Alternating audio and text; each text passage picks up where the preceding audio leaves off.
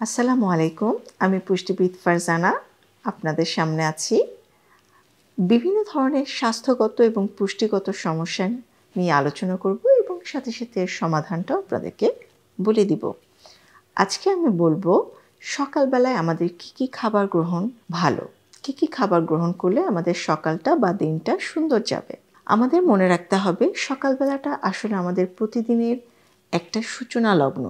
সকালের স্টার্ট আপটা যদি আমাদের ভালো না হয়, সারাটা দিন কেন জানি ভালো যেতে চায় না। তো সকালবেলার খাবারটা সবসময় খুবই গুরুত্বপূর্ণ। একদম অনেক আদি থেকে আমরা আয়ুর্বেদিক যুগ থেকে যদি দেখি, সকালের খাবারটার খুব গুরুত্ব দিয়েছে সবাই। সকালবেলা রাজার মতো খেতে বলেছে। তো এই খাবারটা হবে যেমন সুষম, তেমনি হবে পুষ্টি গুণ সমৃদ্ধ। আমরা সকালে যেহেতু সারা রাত না খেয়ে থাকি, সকালবেলায় অবশ্যই এমন কিছু খাবার খাবো না যেটা আমাদের পেটে অ্যাসিডিটি বা কোনো ধরনের বদহজমের সৃষ্টি করে।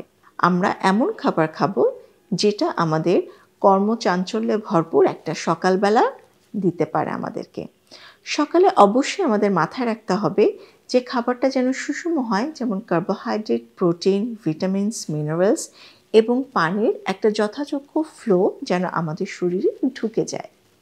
তো কার্বোহাইড্রেটের ক্ষেত্রে আমরা খেয়াল রাখতে পারি, সাধারণত আমরা কার্বোহাইড্রেট হিসেবে আটা রুটিটা নিতে পারি। এছাড়াও বর্তমানে ওটস নিচ্ছে অনেকে। ঠিক একইভাবে যদি একদম ট্র্যাডিশনাল বাংলা ফুড চিন্তা করি, আমরা চিড়া নিতে পারি। তো যখন আমরা আটা রুটি নেব, আটা রুটির সাথে আমরা বিভিন্ন ধরনের মৌসুমি সবজি ব্যবহার করতে পারি, অবশ্যই কিন্তু আলু না।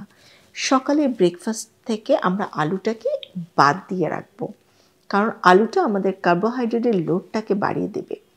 আমরা কার্বোহাইড্রেটের লোডটাকে কমিয়ে দিয়ে এখানে কিছু vegetables, fibres, vitamin, minerals use করতে চাচ্ছি। তো আসুন একটা শুরু অভ্যাস করে তুলি। আটা রুটির সাথে মৌসুমি যে সবজি পাওয়া যায় সেটা দিয়ে আমরা ভাজিও খেতে পারি, কম তেলে ভাজি রান্না করে খেতে পারি, অথবা নিরামিষ করে খেতে পারি। এর সাথে একটা ডিম, প্রোটিনের একটা খুব ভালো সোর্স আমরা নিয়ে নিতে পারি সকাল সকাল। যদি আমরা ওটস খাই তাহলে দুধে ওটসটা তৈরি করে আমরা খেতে পারি। সাথে আমরা ভিটামিন এবং মিনারেলসের যোগানের জন্য অবশ্যই একটা ফ্রুট সালাদ নিতে পারি। ফ্রুট সালাদ আমাদের শরীরে ভিটামিনস এবং মিনারেলসের যথাযোগ্য যোগানটা দিবে। বা যে কোনো ফ্রুট জুস বা ফ্রুট শেকও নিতে পারি। যদি ফ্রুট জুস নেই কিংবা ফ্রুট শেক নেই, তাহলে অবশ্যই আমাদের মাথায় থাকতে হবে আমরা যেন কোনো অ্যাডেড সুগার ইউজ না করি। এখন আমরা যদি ট্র্যাডিশনাল সেই চিড়ার কথা চিন্তা করি, আমরা চিড়াটা আসলে কী দিয়ে খেতে পারি? আমরা বাঙালি হিসেবে চিড়া খাওয়ার খুব সুন্দর একটা উপায় হচ্ছে দই এবং কলা।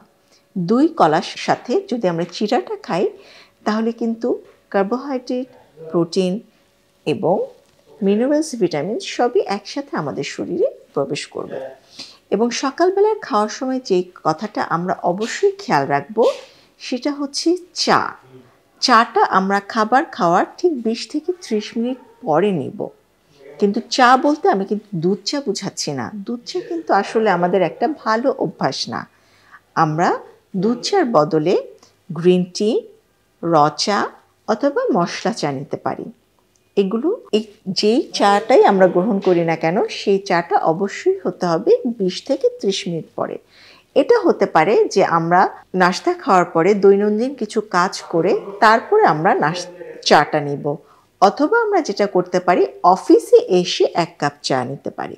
এবং নাস্তার সময় আমরা অবশ্যই খেয়াল রাখব আমরা যেন প্রচুর পরিমাণে পানিটা খেয়ে নিতে পারি। পানিটা আমরা নিতে পারি সকালে ঘুম থেকে উঠে খালি পেটে একটু মধু বা হালকা লেবু দিয়ে 1 গ্লাস কুসুম গরম পানিটা খেয়ে নিতে পারি।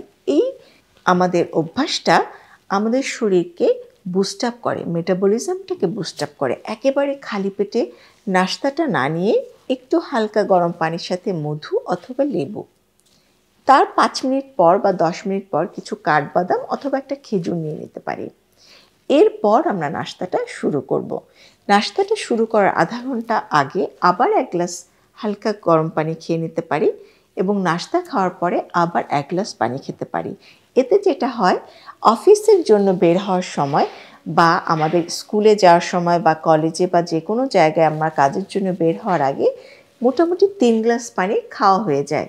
এই 3 গ্লাস পানি কিন্তু আমাদের শরীরের মেটাবলিজমটাকে ডিটক্স করে। তো সকালবেলাটা আমাদের হতে হবে রিফ্রেশ এবং সুন্দর।